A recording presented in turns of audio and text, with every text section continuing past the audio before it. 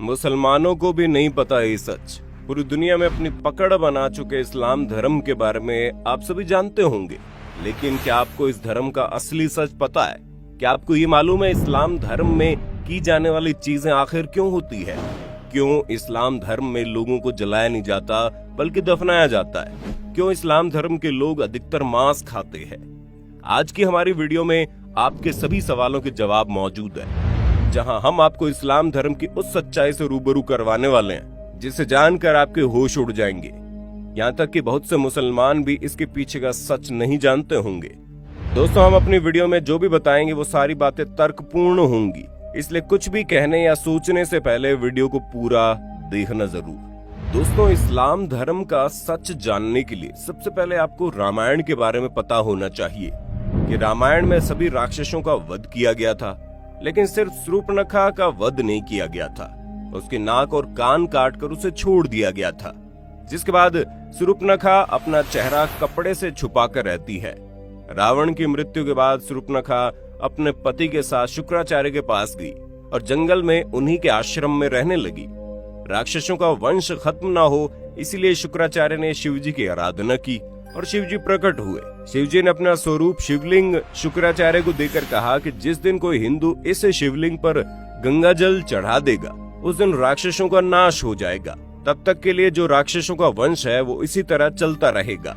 अब शुक्राचार्य चाहते थे कि कोई भी उस शिवलिंग तक ना पहुंचे और राक्षसों का वंश कभी खत्म न हो, इसलिए शुक्राचार्य ने डर की वजह से शिवलिंग को हिंदुओं से दूर रेगिस्तान में स्थापित कर दिया, जो आज अरब के मक्का मदीना में स्थित है।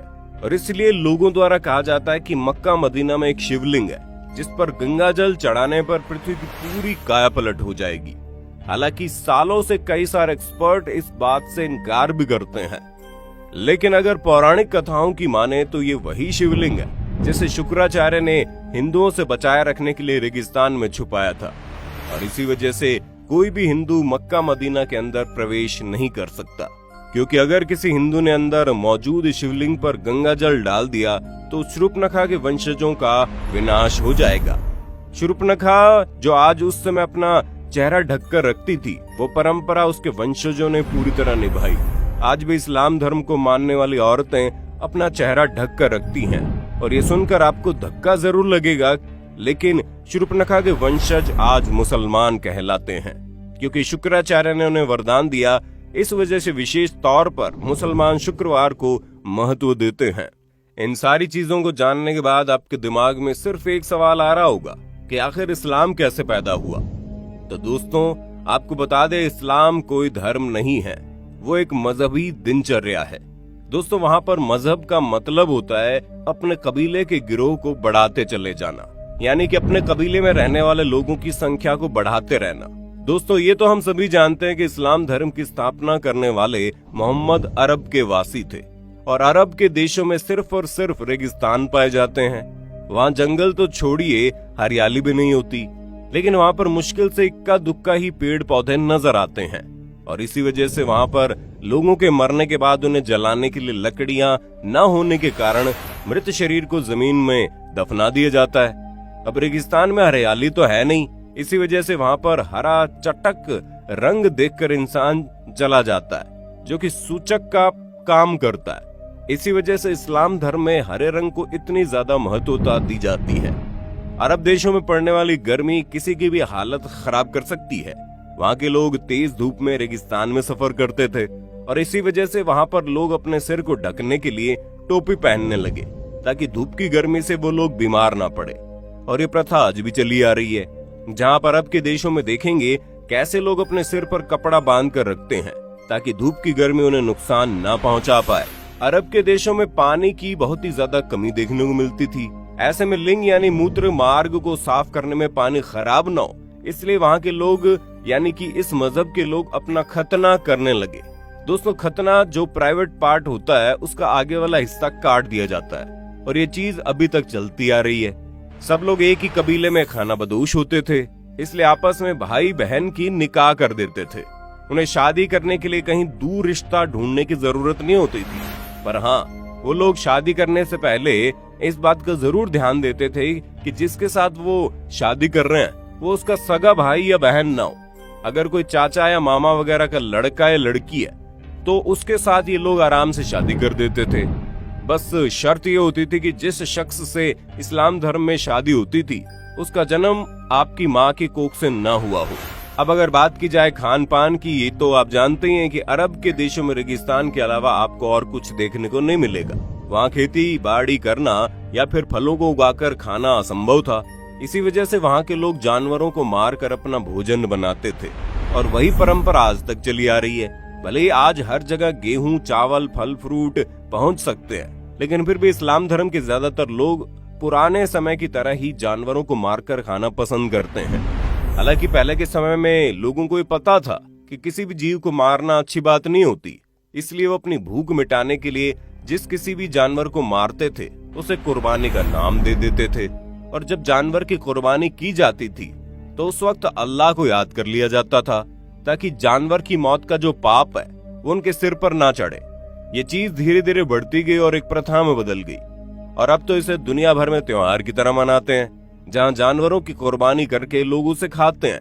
वैसे आज लोग इन सारी चीजों के बारे में नहीं सोचते और किसी भी जानवर को खाने में बिल्कुल भी संकोच नहीं करते। अब ये बात तो आप अच्छे से जानते हैं कि रेगिस्तानी इलाके में मूर्ति वगैरह को बनाने के लिए मिट्टी नहीं मिलती, इसलिए जिसकी वजह से इन्होंने मूर्ति पूजा को अपने कबीले से यानी अपने मजहब से खारिज कर दिया। कबीले को एक जगह से दूसरी जगह लगातार आना जाना रहता है, इसलिए वो लोग कम बर्तन रखते थे और एक ही थाली में 4-5 लोग बैठकर खा लेते थे। मुसलमानों के कबीलों की संख्या को अधिक से अधिक बढ़ाया जा सके, इसलिए कबीले में एक आदमी को 4 शादियां करने की इजाजत थी। अब अगर इन सारी बातों पर गौर किया जाए तो इससे ये चीज साफ होती है कि इस्लाम कोई धर्म नहीं है बल्कि कबीला है, जिसे सिर्फ जनसंख्या को बढ़ाने के लिए बनाया गया है। और इसके जो नियम है वो उनके सिद्धांत नहीं बल्कि इनकी दिनचर्या है। जिस तरह वातावरण इन्हें मिला उस हिसाब से इन लोगों ने जीना शुरू कर दिया और आज भी वातावरण और आसपास का माहौल बदलने के बावजूद ये लोग उसी तरह से अपनी जिंदगी बिता रहे हैं। दोस्तों, हमने आपको इस्लाम से जुड़ी जितने भी बातें बताई है वो सारी सच्ची है, तभी तो आज इस्लाम धर्म को मानने वाले लोगों की जनसंख्या लगातार बढ़ती जा रही है, जिस पर चाहकर भी कोई रोक नहीं लगा सकता। और जिस हिसाब से मुसलमानों की संख्या बढ़ती जा रही है उसे देखते हुए ये कहना गलत नहीं है कि आने वाले कुछ ही सालों में दुनिया में सबसे ज्यादा मुसलमानों की आबादी देखने को मिलेगी। अब हमारे बहुत से मुसलमान भाई बहनों को ये सारी बातें सुनकर बुरी लग रही होंगी, हम उनके धर्म को इस तरह से कह रहे हैं, पर दोस्तों हमारा इरादा किसी भी धर्म को ठेस पहुंचाना नहीं है, बल्कि हम तो आपके सामने कुछ ऐसे फैक्ट्स रख रहे हैं जो पूरी तरह से लॉजिकल है। और अगर आप उस पर गौर करेंगे तो आपको समझ में आएगा कि हम जो कह रहे हैं वो वाकई में सच हो सकता है।